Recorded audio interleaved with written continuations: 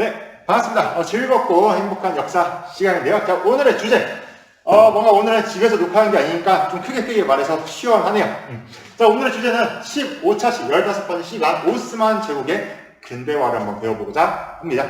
교과서는 164쪽인데요. 오스만 제국의 근대화. 오스만 제국이 어디냐면 오늘날의 터키입니다. 지금은 터키인데 여러분 오스만 제국 아마 1학기 때 끝부분에 좀 배웠거든요. 오스만 제국 역사를 다시 한번 조금 중요한 걸 얘기하자면 한 15세기였어요. 1400년대였죠. 이때 오스만 제국은 이제 점점 성장을 했고 그 이후에 비잔티움 제국을 멸망시키면서 오늘날의 동지중해 지역을 완전히 거의 다 차지합니다. 그래서 뭐 지금의 이집트, 그리고 레반트 지역, 그리고 소아시아, 더 나아가 그리스까지 오스만 제국이 완전 동지중해, 동유럽 지역까지 대제국을 건설했는데요. 오늘 배울 부분이 이렇게 강력했던 오스만 제국이 약 400년 뒤 19세기쯤 되면요. 빠르게 쇠퇴하기 시작합니다. 과연 왜 이렇게 강했던 나라가 빠르게 무너졌을까? 그리고 오늘날에 이제 터키로 나라가 바뀌게 되는데요. 이 터키라는 나라의 역사 같이 배워보면서 어떤 특징이 있는지 한번 보도록 할게요. 선생님이 수업 들어가기 전에 질문 한번 더 해볼게요. 여러분은 이슬람교 하면은 어떤 이미지가 좀 떠오르시나요? 선생님은 최근에 그 아프가니스탄이었죠? 거기서도 지금 최근에 그 탈레반 정권이 잡게 되면서 조금 이슬람 원칙주의로 회귀하는 거 아니야, 돌아가는 거 아니야, 라고 하면서 약간 여성 인권의 탄압? 뭐 이런 문제가 지금 대두되고 있는데, 그러니까 이슬람교 하면 뭔가 되게 폐쇄적인, 그리고 뭔가 종교에 좀 약간, 되게 종교를 지켜야 할 때 교리를 잘 지키는 약간 그런 종교로 약간 이미지가 있는데요. 근데 터키도 이슬람을 믿는 국가거든요. 근데 여러분 터키라는 나라 생각해 봤을 때요. 굉장히 좀 개방적입니다. 우리나라 되게 유명한 여자 배구 선수 있잖아요. 김연경 선수. 김연경 선수도 이 배구를 터키에서 리그를 뛴 걸로 알고 있는데 그 브이로그 같은 거 보시잖아요. 굉장히 그 거리가 개방적입니다. 그럼 여기서 우리가 무엇을 생각할 수 있냐면 터키는 이슬람 국가인데 우리가 보통 이슬람에서 떠오르는 이미지와 다르다? 이 말은 뭐냐면 이슬람 같은 교를 믿는 나라들끼리도 굉장한 문화적 차이가 있습니다. 관습도 다르고 결정적으로 민족 자체도 달라요. 그러니까 그렇게 보시면 돼요. 미국인들이 우리나라 사람한테 야 너네 동아시아 국가들 한국, 중국, 일본 다 유교 믿었었다며 유교와 불교를 믿었었다며 니네 되게 비슷한 나라들 아니야? 라고 하면 우리 어떨까요? 발끈하죠. 야, 우리가 중국이랑 일본이 얼마나 문화가 다른데? 라고 발끈을 하잖아요. 똑같습니다.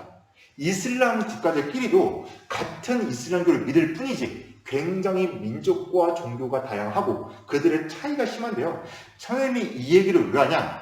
이렇게 강했던 오스만 제국이 지금은 터키가 됐다. 이 말은 다른 민족들이 다 떨어져 나가고 지금 터키만 남았다라는 뜻인데요.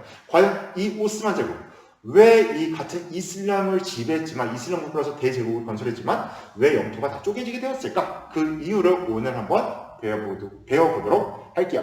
자, 그럼 다 같이 집중하면서 수업 시작하도록 하겠습니다.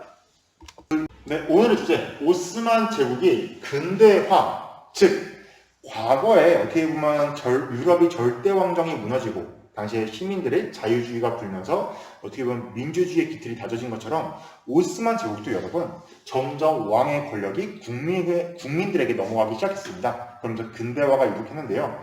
왜 근대화가 진행되었을까? 19세기에 그 배경을 살펴보면요. 이때 오스만 제국이 매우 크게 위기를 맞이하였고요. 쇠퇴를 하기 시작하는데요. 왜 이렇게 강한 나라 오스만 제국이 점점 약해졌을까? 그 배경을 한번 살펴보도록 할게요. 자, 우선 대내적인 배경부터 한번 보도록 하겠습니다. 내부적으로 대내라는 뜻은 대하다, 그리고 내부, 즉 내부적인 요인을 한번 보도록 할게요. 오스만 제국은 과연 어떤 위기 때문에 왜 나라 체제를 바꿀 수밖에 없었을까? 자, 그 이유 대내적으로는요.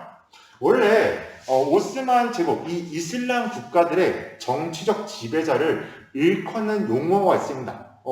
유럽 같은 경우는 뭐 엠퍼러, 우리는 뭐 황제, 왕 이렇게 하는데요. 이슬람 국가에는 이 사람이 짱이에요. 기억하면 정말 여러분 대단합니다. 이슬람의 정치적 지도자를 뭐라고 할까요? 맞아요. 바로 술탄. 와, 여러분 뭔가 대답한 친구 있었겠죠. 바로 술탄. 정말로 대답한 친구는 정말 잘했습니다. 대답을 못했다 하더라도 정말로 내가 난 바보야 이러지 말고요. 어려운 용어예요. 근데 술탄이라는 용어는 여러분 좀 상식적으로 알고 계시면 좋거든요. 이슬람교의 정치적 지배자를 술탄이라 한다. 그럼 이슬람교의 종교적 지배자는 뭘까요?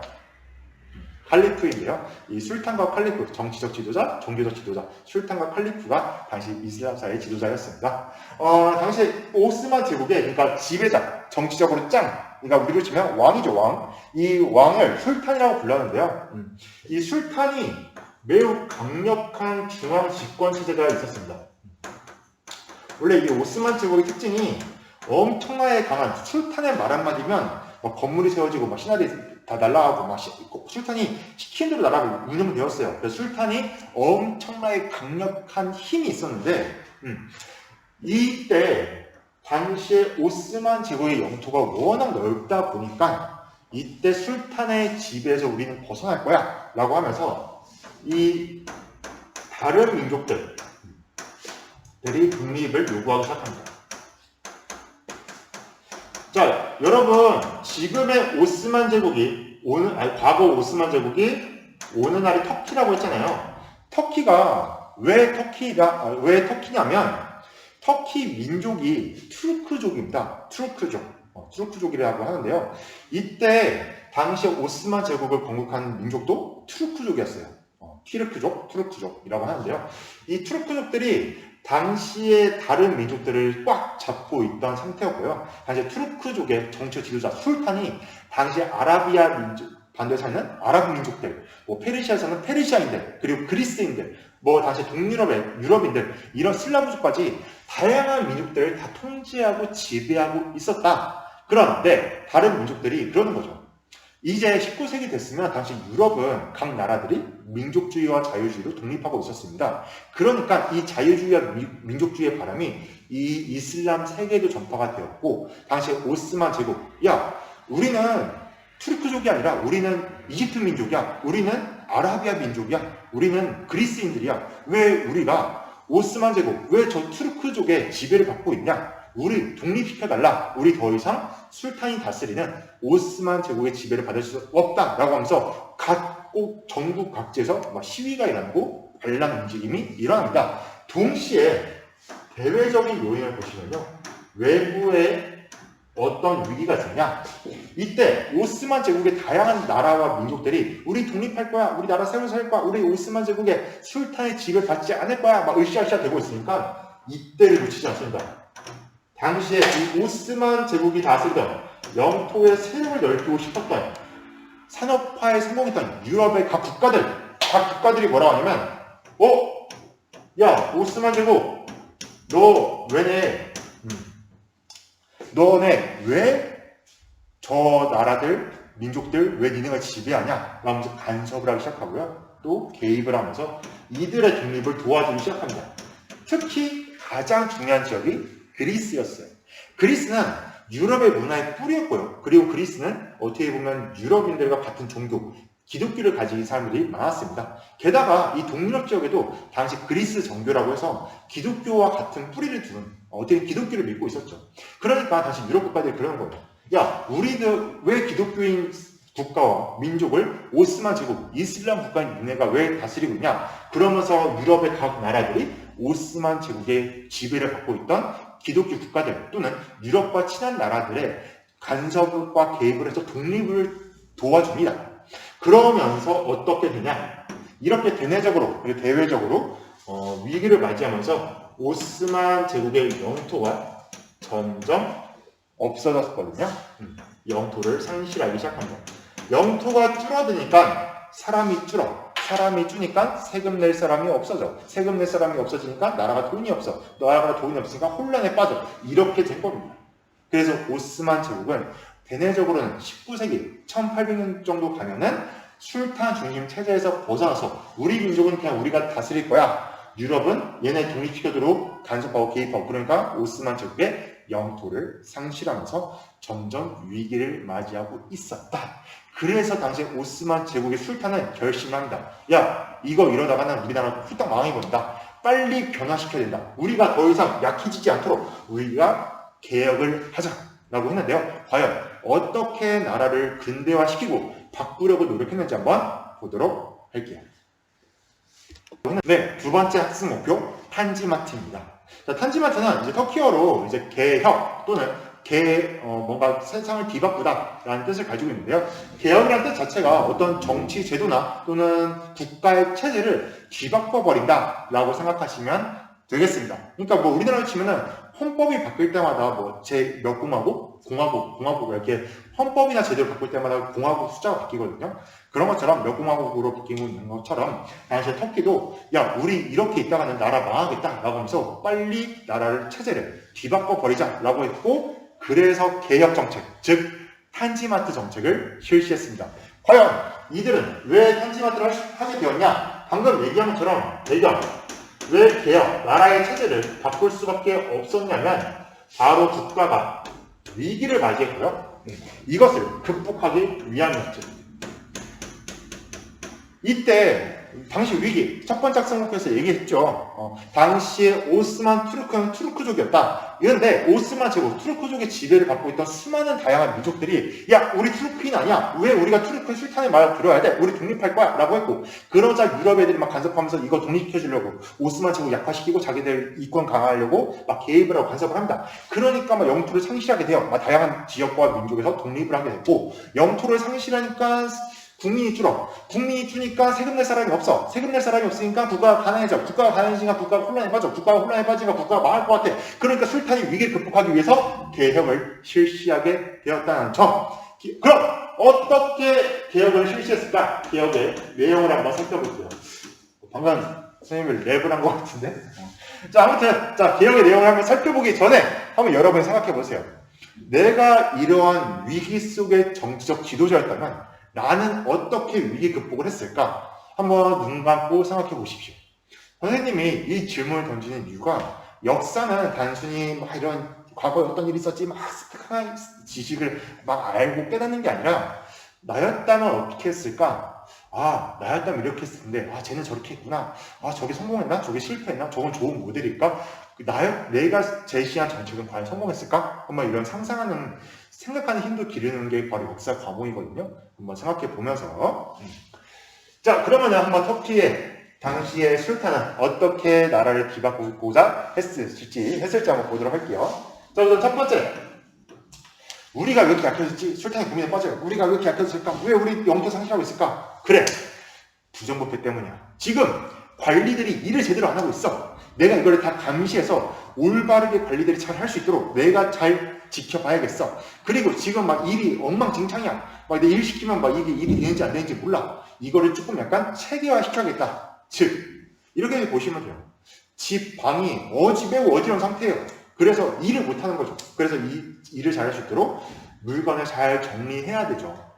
그러기 위해서 당시에 터키 오스만 제국도 어떻게 했냐? 그래. 정치를 강화시키자. 중앙, 집권적, 행정기구를 설치합니다. 중앙 집권적 행정기구. 이렇게 보시면 돼요. 이건 필기 안 하셔도 돼요. 예를 들어서 이렇게 국가의 권력이 있다고 보시면은 그 전까지는 약간 이렇게 다양하게 막 체계화 만들었던 거죠. 여기서 일하고 얘가 일한 건 또 어디서 보고하는지도 모르고 막 난리가 났어요. 그런데 이렇게 하다 보니까 나라가 막 잘 안 돌아가. 중구난방이야. 그래서 다시 술탄은 어떻게 했냐? 야, 이렇게 해서 안 되겠어. 중앙. 딱 이렇게 수직적으로. 야, 일 시켜, 보고해. 야, 일 시켜, 보고해. 일 시켜, 보고해. 이런 식으로 체계적으로 나라를 바꾸고요. 효율적으로, 그리고 효과적으로 나라가 잘 돌아갈 수 있게. 그리고 관리들이 부정부패에 빠지지 않도록 체계적으로 중앙에서 이들을 통제하고 관리하면서, 어떻게 보면 나라를 강하게 하기 위해서 조금 나라의 체제를 중앙 집권, 어떻게 보면 국가의 권력을 중심으로 모아서 중앙에 힘을 모은 다음에 행정을 똑바로 하는, 즉 나라의 어떻게 보면 체계화를 시켰다. 그래서 업무가, 일이 좀 효율적이고 효과적으로 돌아갈 수 있도록, 그리고 부정부패가 없어지도록 국가가 관리를 철저하게 했다라고 보시면 되겠습니다. 그래서 더 이상 국민들의 불만에 빠지지 않도록 다른 민족일지라도 우리 터키 민족은 아니지만 투르크족은 아니지만 오스만 제국이 다스린 나라, 오스만 제국에 사니까 너무 좋더라, 행복하더라. 그러면은 솔직히 독립할 이유가 없잖아요. 그러니까 이렇게 국민들이 행복하게 살 수 있도록 부정선거에 빠지지 않고 모두 다 좋은 나라에 살 수 있도록 최대한 노력했다라고 보시면 되겠습니다. 두 번째, 근대적. 즉, 그전과는 다르게 근대적인 군대 그리고 사법제도를 만들었습니다. 이 이슬람 국가들의 특징인데요. 이슬람 국가들은 코란이라는 경전이 있습니다. 이 코란이라는 경전이 그 마호메트가 이제 하나님의 말씀을 해서 적었던 경전인데요. 이 마호메트의 말이 엄청나게 절대적이에요. 그래서 한번 코란에 적힌 제도나 문화는 쉽게 바뀌지가 않습니다. 실제로 지금도 그 IS 같은 단체들 그리고 탈레반 같은 단체들이 왜 세계적으로 문제가 되냐면 그 코란이 작성된 게 한 지금 1000년이 넘었죠. 1000년이 뭐야? 한 1200년 됐나? 그러니까 엄청 옛날의 기록인데도 불구하고 그 엄청 1000년이 넘은 그 기록을 그대로 실시를 해야 된다라는 이슬람 원칙주의자들이거든요. 그러니까 이슬람교의 특징이 약간 그 코란에 적힌 걸 그대로 써와야 된다. 굉장히 좀 약간 보수적입니다. 1000년 지난 그 법과 제도를 그대로 이어받고자 하는 그러한 약간 특징이 있어요. 물론 지금에 와서야 그런 게 많이 사라졌습니다. 이때 오스만 제국도 원래 코란에 적힌 대로 국가를 운영했어요. 그런데 코란이 마호메트가 이게 코란이라는 책을 적은 지 그 경전을 만든 지 1000년이 지난 거예요. 그러니까 옛날 제도를 그대로 쓰고 있으니까 나라가 제대로 안 돌아가겠죠. 왜냐면은 이 사회는 계속 발전되어 왔잖아요. 그러니까 시대적 발전에 그 코란을 그대로 답습한 것은 좀 맞지 않았다. 그래서 당시에 오스만 제국은 야, 우리 시대가 바뀌었어. 사회가 바뀌었어. 옛날 1000년 그 전에 있었던 법과 제도 그대로 쓰면 안 돼. 라고 하면서 근대적인 군대, 야, 우리도 총 같은 거 개발해. 저 총 쏘는 거 훈련시켜. 우리도 더 이상 칼 같은 무기 쓰지 마. 그 사법제도, 법제도를 현실에 맞게 다 뜯어 고칩니다. 다 뜯어 고쳐요. 그러면서 어떻게든 이 오스만 제국이 근대적으로 발전할 수 있는 기틀을 마련하고자 엄청나게 노력을 하고 또 새로운 헌법을 제정하는 등 다양한 노력을 했습니다.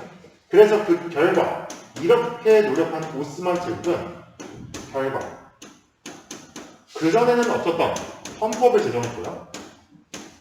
이제 새로운 나라의 법, 즉, 야, 이제 우리는 경전, 코란의 법도 중요하지만 새로운 헌법, 법을 만들어서 이대로 좀 근대적으로 우리가 수정을 해서 통치하겠다. 그리고 우리도 그 전까지 어떻게 보면 귀족 같은 정통적인 지배 세력을 어떻게 보면 그 지배 세력을 그대로 쓰는 게 아니라 의회제도 조금 술탄 중심으로 술탄이 모든 것을 다 정치하는 게 아니라 우리도 의회를 설립해서 국가의 권력을 좀 분산시켜서 어떻게 보면 민주정적으로 국민에게 좀 민주적으로 좀 발전시키겠다라고 하면서 헌법을 제정하고 의회를 설립함으로써 입헌 군주제로 발전시켜 나갔습니다. 야, 이제 술탄의 말이 짱이 아니야? 입헌 군주제. 즉 유럽에서 절대 왕정이 무너지고 입헌 군주제나 공화정으로 넘어간 것처럼 당시에 오스만 제국도 입헌 군주제로 넘어갔다. 술탄도 이제 헌법의 지배를 받는 또 의회의 지배를 받고 어떻게 보면 의회와 같이 권력을 나눠 갖는 입헌 군주제로 정치 체제를 바꿈으로써 조금은 근대화를 하고자 노력했다. 하지만 한계점 실패합니다. 왜 실패했냐? 이렇게 빠르게 나라가 바뀌니까 보수파 그 전에 정치적 권력을 가지고 있던지 또는 이슬람 원리주의자들이 매우 보기 싫었던 거죠. 아니, 우리는 코란에 있는 그대로 살아야 되는데 왜 이렇게 정치를 빠르게 바꾸냐? 왜 우리가 이렇게 새로운 법을 따라야 되냐? 라고 하면서 보수라는 게 뭐냐면요. 과거 전통을 유지하고자 하는 세력을 뜻해요. 전통이나 현재 체제를 유지하고자 하는 세력. 이렇게 새로운 현재 체제를 유지하고자 하는 세력에게는 탄지마트는 너무 빠른 개혁이었죠. 그래서 보수파가 반대합니다. 야, 우리 이렇게 뒤바뀌는 오스만 제국에 반대한다. 그리고 개혁을 하는데 많은 게 바뀌잖아요. 국민들에게도 얘기도 해야 되지, 막 새로운 군대도 만들어야 되지, 막 법도 만들어야 되지, 의회 설립하면 또 의원도 뽑아야지. 이익이 없어요. 바로 돈, 재정이 부족해집니다. 이미 오스만 제국 19세기 되면은 강했던 영토가 상실되고 국가의 권력이 약해지고 국가에 돈이 없는 상태입니다. 돈이 없는 상태에 쥐어짜면서 어떻게든 극복하려 했지만 돈이 없고 보수파가 반대하면서 탄지마트 개혁은 실패하게 되었습니다. 지금 배경이 방금 확 바뀌었는데요. 선생님이 학교에서 촬영을 하다가 좀 많이 늦어가지고 뒷부분은 집에서 다시 이어서 촬영하고 있습니다. 자, 정리를 해볼게요. 정리를.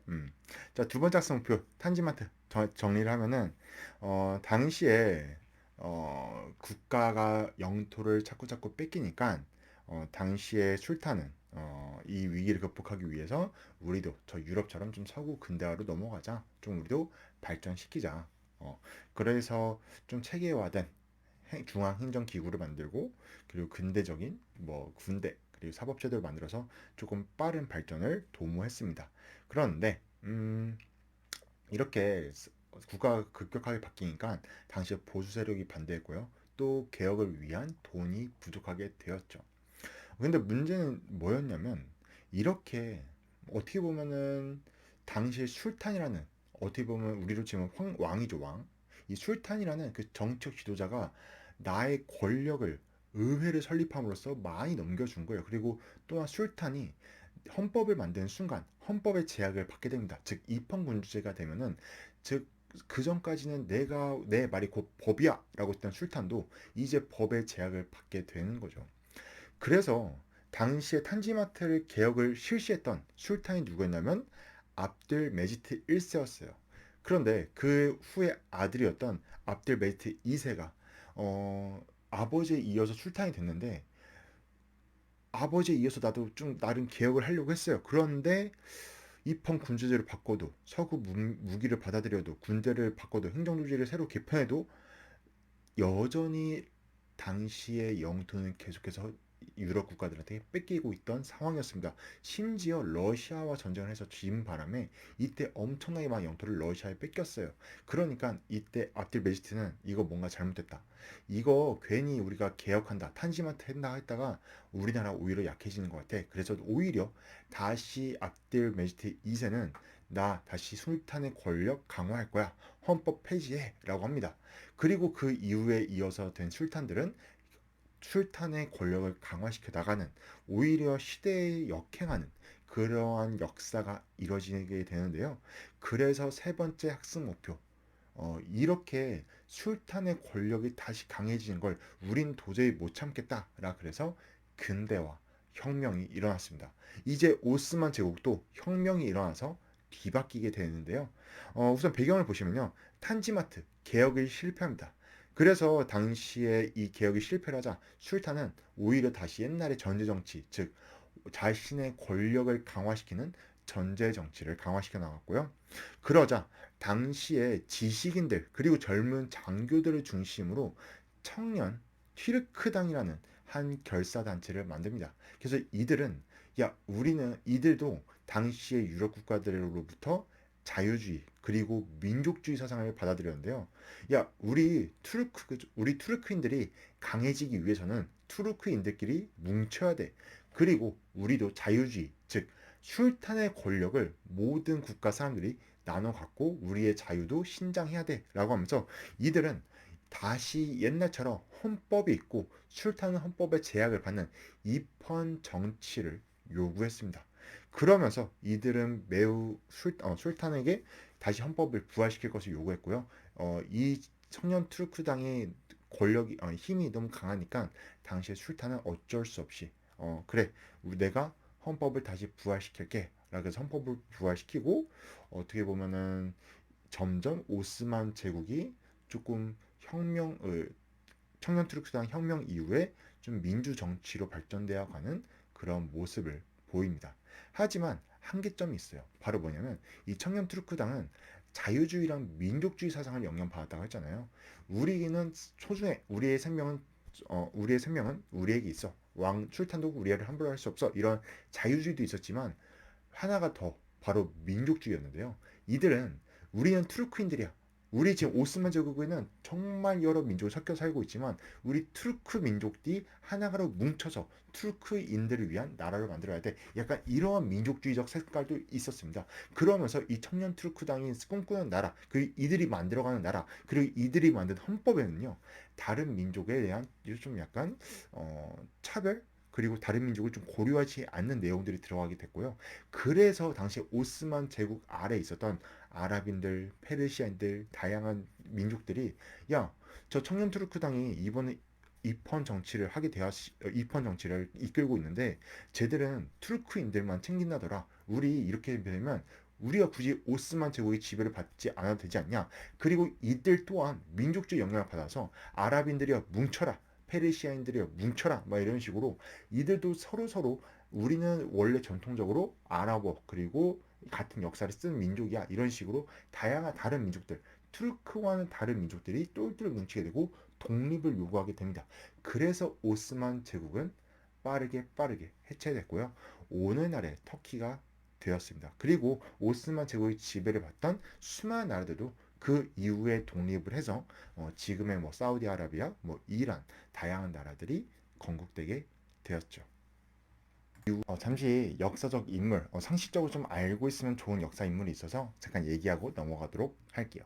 자, 이분의 이름은 케말 파샤. 여기서 말하는 파샤는 지도자라는 뜻을 가지고 있습니다. 그래서 케말 파샤라고 불리고 있는데요.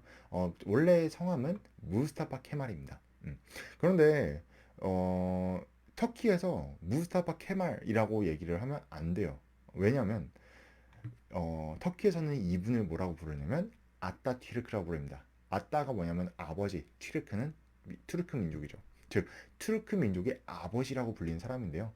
그만큼 투르크인들이 정말로 지금의 터키 사람들이 가장 존경하는 인물입니다. 마치 약간 그런 거 있잖아요. 왜 우리도 이순신 하면은 뭔가 좀 어색하잖아요. 그 장군이라는 표현을 꼭 붙여야 될 것 같고 또 세종 하면은 좀 이상하잖아요. 또 꼭 우리가 세종 대왕이라는 호칭을 붙여야 하는 것처럼 이분은 터키에서 아타튀르크라고 불리고 있습니다. 그만큼 존경한다는 역사 인물이고요. 터키에 가시면요 지폐에 이분 얼굴밖에 안 써 있어요. 이분밖에 없어요. 유인이 역사 유인이 그만큼 터키의 어떻게 보면 아버지 같은 존재인데요. 이 아타튀르크는 앞에서 얘기했던 청년 트르크단에 가입을 했고 또 거기서 활동도 하셨어요. 그러니까 거기서 딱 보면 알 수 있듯이 이분은 민족주의이면서 동시에 자유주의, 즉 어떻게 보면 술탄의 지배 체제에 반대를 했고요. 그리고 또 민족주의적 경향이 있어서 투르크 민족을 어떻게 보면 부흥시키고자 했죠. 실제로 이 오스만 제국이 제1차 대전에서 패배를 하고 유럽 국가들이 이제 오스만 제국의 영토가 넓으니까 이 영토를 빼앗기 위해서 엄청나게 침입을 합니다. 이때 아타투르크가 도망가지도 않고 그 군인으로서 유럽 군대를 다 이겨버려요. 이기고 막아버려요. 수비에 성공해요. 그래서 이때 케말 파샤라는 호칭이 붙었는데요. 파샤라는 거는 지도자, 즉 당시에 망해가는 오스만 제국에서 어떻게 보면 군인으로서 끝까지 그 오스만 제국을 수호했던 역사 인물이고요. 그래서 국민들의 지지를 받아서 당시에 술탄 제도를 폐지시키고 터키라는 나라를 만들어서 공화국을 선포했던 인물입니다. 그리고 나서 초대 대통령이 취임을 해서요. 정말 빠르게 이 오스만 제국을 터키라는 나라로 바꿨던 인물이었습니다. 그래서 여러분 터키 역사하면은 초대 대통령이었던 아타튀르크 또는 케말 파샤라 불리는 이 분을 한번 상식적으로 알고 계시면 좋습니다. 네, 오늘 이렇게 오스만 제국의 근대화 과정을 살펴보았는데요. 어떻게 보면 한마디로 이 오스만 제국의 근대화를 보면 어떨까? 뭔가 당시의 국가가 약해지니까 이 위기를 극복하고자 선택했던 방법이 근대화였다. 우리도 시대에 역행하는 것이 아니라 어떻게 보면은 지금은 국가가 발전하기 위해서는 국가의 권력을 한 명이 가지고 있는 게 아니라 여러 사람에게 나눠주고 그리고 그 사람들과 함께 힘을 모아서 발전시키는 게 맞다라고 해서 근대화 과정을 일으켰죠. 그리고 여기에 청년 투르크당이 근대화 혁명을 하면서 완전히 어떻게 보면 오스만 제국은 입헌 군주제로 나아갔다. 그래서 점점 더 정치적으로는 좀 자유주의가 확대됐는데 하나 아쉬웠던 점 어떻게 보면 그냥 그들의 영토가 어쨌든 줄어들었으니까 그 관점에서 본다면 민족주의를 강화하는 바람에 오스만 제국 아래 있었던 다른 민족들이 다 독립하게 되는 계기가 되었다. 그러면 이 오스만 제국의 근대화 과정을 통해 우리는 또 무엇을 생각할 수 있을까? 선생님 개인적으로 이거를 딱 공부했을 때 그런 생각이 들었어요. 정말로 이 근대화라는 게 한순간 되는 게 아니구나. 정말로 오랜 시간 동안 시행착오를 겪고 또 발전이 되어왔고 또 어떻게 보면 현대로 넘어왔는데 즉 역사라는 게 하루아침에 만들어지는 게 아니라 정말 수많은 사람들이 섞여서 역사 이야기가 발전되는 거고요. 또 우리나라 같은 경우에는 어떻게 근대화가 됐나? 약간 우리나라는 자연스럽게 된 건 아닙니다. 우리나라도 자연스럽게 되려고 될 수 있었지만 일제강점기라는 어떻게 보면 일본에 의해서 강제로 약간 그러한 근대화가 막 섞여 들어왔거든요. 그래서 그리고 또 우리나라도 빠르게 민주주의가 정착이 되어 왔어요. 그 과정 속에서 뭐 4.19 혁명, 5.18 광주 민주운동 같은 이러한 일도 있었는데 역사도 있었는데 그런 걸 보면은 우리나라의 민주화의 과정, 터키의 민주화의 과정 어떤 차이가 있을까 이런 것도 한번 분석도 해보고 아 이렇게 세계는 다양하게 발전되어 왔구나. 한번 그런 것도 여러분이 생각하고 찾아보는 것도 어떨까 싶습니다.